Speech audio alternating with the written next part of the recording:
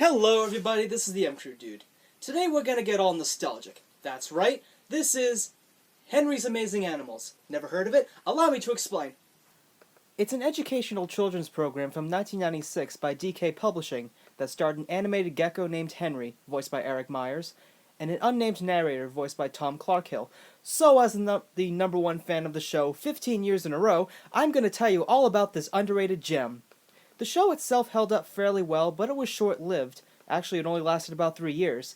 There were 52 episodes ever made, but by my very long and very extensive search, I've only collected 45, as they can be hard to come by. They never had a DVD release, but they did have a small line of merchandise, including a computer program and a board game. No, seriously, I've got it right here. But just looking at that green lizard once again just makes me feel happy. Like I'm a careless child. Once again. So the show always opens up with this wonderfully iconic toy box and... Too much white! I mean, seriously, don't watch this in the dark, folks. It ought to come with a warning label.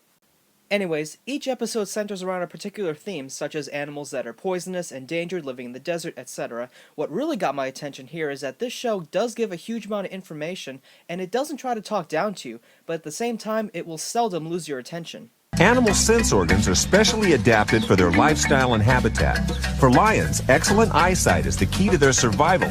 We may see the world like this, but lions see the world like this. Excuse me, that's amazing. I always thought every animal saw the world just like I do. Lions see best in a broad strip straight in front of them. Their sight is concentrated there. It's easier for them to pick up the movement of prey animals on the African plains. To help balance out the serious tones, there are a lot of comedic moments too.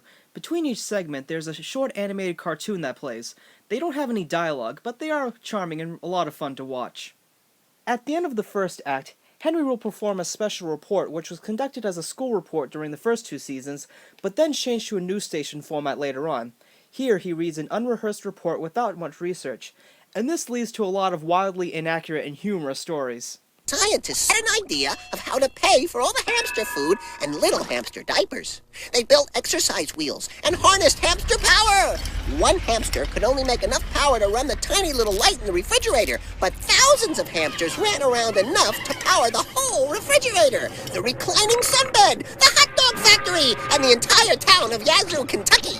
They had so much more energy than they needed to run the exercise wheels that they burrowed down into the center of the earth and started running around like maniacs. The earth became a humongous exercise wheel until things started flying off like cars and rhinos and stuff. Only the hamsters could save the planet. They stuck everything to the ground with glue, slowed down to a brisk walk, and switched to decaf. The earth slowed down and everyone was saved. Hooray! Afterwards, the narrator quickly sets them straight and brings the focus back.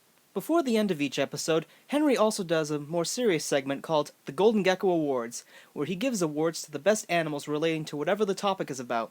The gold is given to a new animal that Henry gives a factual speech about. If only he did one for the best Amazing Animal fans, cause I'm sure we all know who's a shoo-in for the gold here. I will also say that the series did get better with time. The first season had a slightly different feel, and the animation and lip sync on Henry was terrible. I don't care. I know I can do it. I'm sure I can. Oh, I bet buzzards snack on lizards. Oh yes, because this is how I always talk to people. I wouldn't have it any other way. The animation style itself is pretty unique and identifiable. It's not on par with modern-day animation, but it still was great for the time. Henry still looks fairly good, and yes, I have not forgotten about Crab Tuesday, Henry's friend and reoccurring character on the show. Thanks, man. Maybe we can be friends, huh? Well, Robinson Crusoe had his man Friday. And now I got my crab, Tuesday. Come on, Tuesday. Let's see what else we can find in this rock pool. I'm not entirely sure why this show isn't very well known anymore. Some people I've met have vague memories of it, but it definitely still has some fans out there. Nowadays, there are similar educational programs like Stanley, The Wild Kratts, and Zaboomafoo, and while those shows also do a good job of providing knowledge with fun, memorable characters, Henry's Amazing Animals had a likable charm and simplicity that combined DK's informative, inspiring works with well-written and cute humor.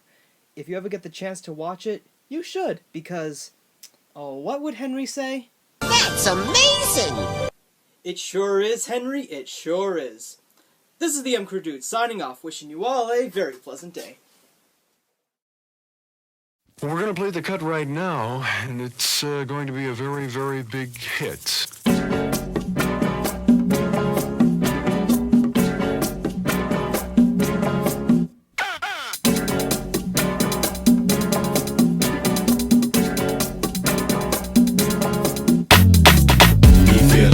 We feel it, so round and round we go.